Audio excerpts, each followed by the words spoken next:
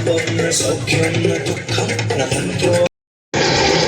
अखंड, अचल, अविनाशी,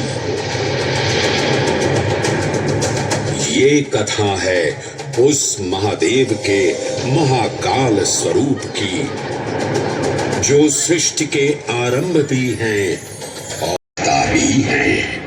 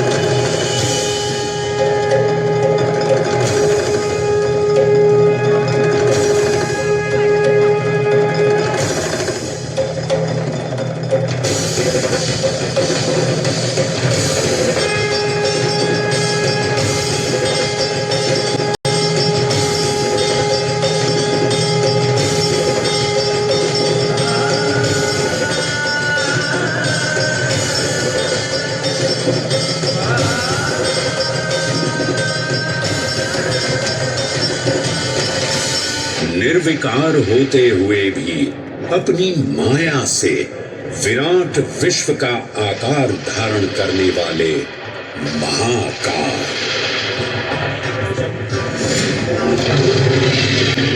मेरुगिरी को धनुष और भगवान विष्णु को बाण बना दैत्यों के 3 पुरों का नाश करने वाले महाकाल, वो महाकाल जो तीनों लोकों में विद्यमान सभी शिवलिंगों में प्रधान है।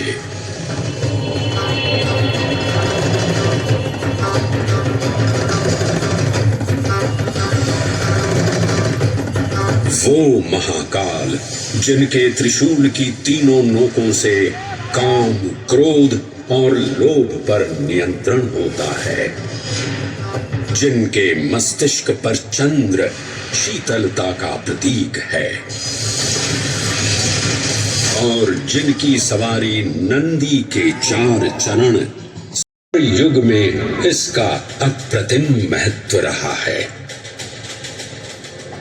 इस काल यात्रा में सबसे पहले आपको सतयुग के उस कालखंड में ले चलता हूं जहां देव और दानव एकत्रित हैं समुद्र मंथन सृष्टि को अपने ताप से झुलसाने लगता है। इस भयावह स्थिति ने देवताओं और असुरों के बीच हाहाकार मचा दिया। ये कैसा अनर्थ है? लक्ष्य था अमृतत्व का, पर अब मृत्यु की विकराल छवि हमारी आंखों के समक्ष मंडरा रही है। इस भयंकर संकट से केवल वही उद्धारकर्ता मुक्ति दिला सकते हैं जो समस्त विश्व के परम संरक्षक हैं। तभी सब महादेव की शरण में जाते हैं और पुकार लगाते हैं, ओम नमो भगवते रुद्राय। और फिर तुष्टा महादेव भक्तों की गुहार सुनते हैं, कैलाश से उतरते हैं, विष को अपनी अंजुलि में भर अपने कंठ में धारण करते हैं।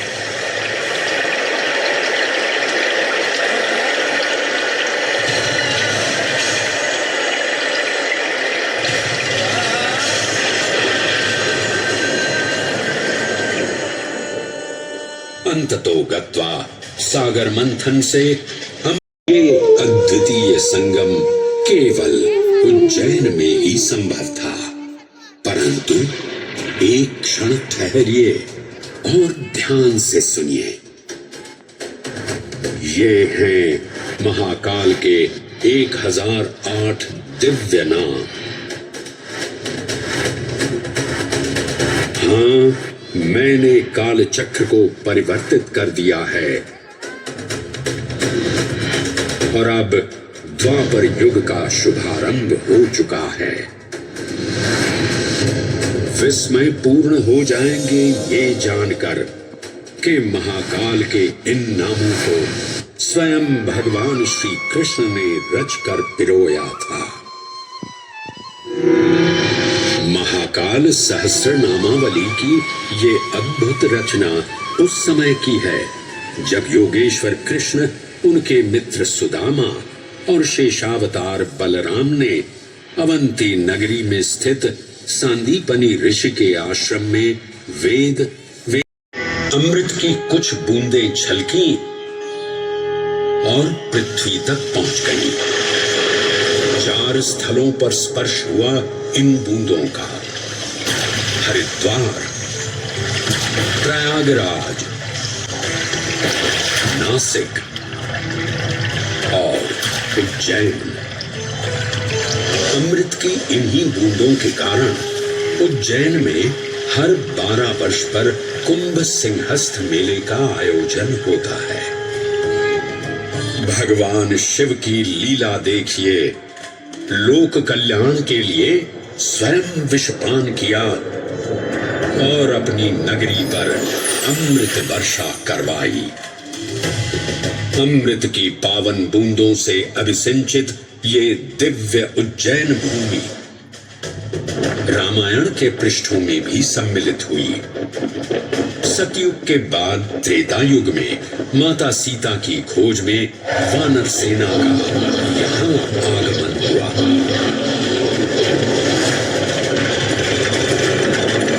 समय की इस यात्रा के माध्यम से अब प्रवेश करते हैं वाल्मीकि रामायण के किष्किंधा कांड में।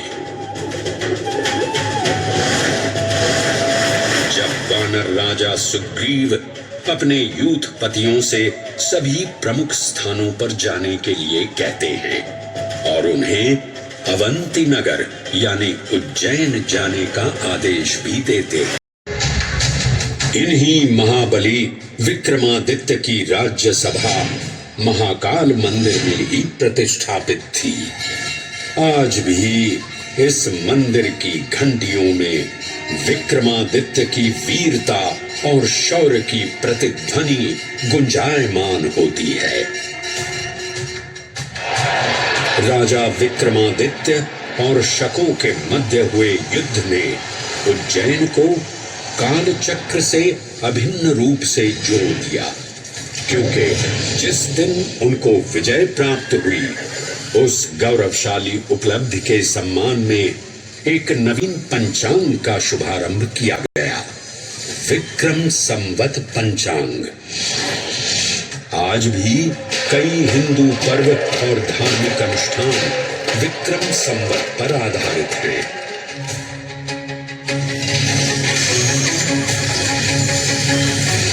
पृथ्वी की भौगोलिक कर्क रेखा इस पावन उज्जैन भूमि से होकर गुजरती है। लगभग 300 वर्ष पूर्व उज्जैन विश्व समय का प्रमुख संदर्भ बिंदु था। यही कारण है कि उज्जैन की वेदशाला में वराह मिहिर, आदित्य दास, ब्रह्मगुप्त, आर्यभट्ट और भास्कराचार्य जैसे महान विद्वान अनुसंधान और अध्ययन में तल्लीन रहते थे। खगोल शास्त्र का केंद्र, महाकालेश्वर का आवास, जगत गुरु कृष्ण की नगरी, विक्रमादित्य का राज। जयति जय उज्जैनी, वैभवशालिनी नगरी उज्जैन।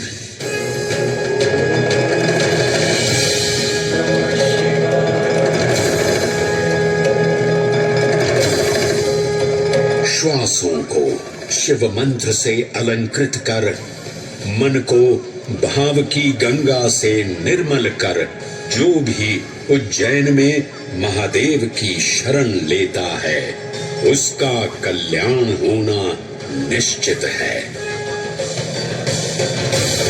आज सुनी सबने गाथा महाकाल की, दर्शन जिनके दुर्लभ हैं, नमन करे जिन्हें काल भी, चरण में जिनके है बसा। ये समस्त संसार कभी नहीं देखा होगा धरती पर ऐसा चमत्कार।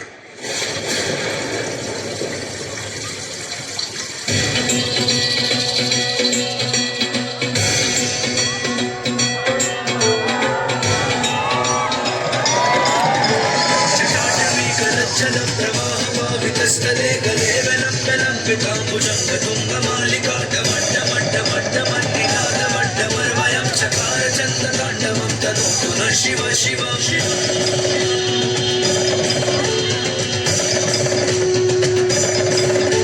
जटाकटाः सभ्रम